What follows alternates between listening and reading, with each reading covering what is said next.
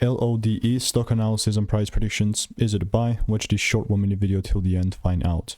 So Comstock is sitting at 66 cents, 10.5% down.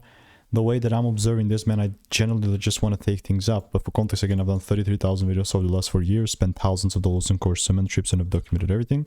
And like just observing this, my previous boss, that kind of delivered.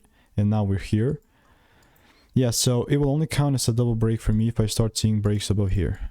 As of right now, and if the price keeps going down, obviously then it will be a different approach. But for right now, this is the range.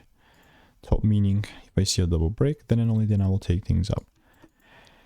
Other than that, I will definitely continue to keep you updated. And if you want to make more money trading in a simple and easy way, click the first link in the description. It's a free newsletter. And like, it's just a waiting game at this point. Notice how I'm just waiting for this reaction and I'm not just gonna assume. That's about it.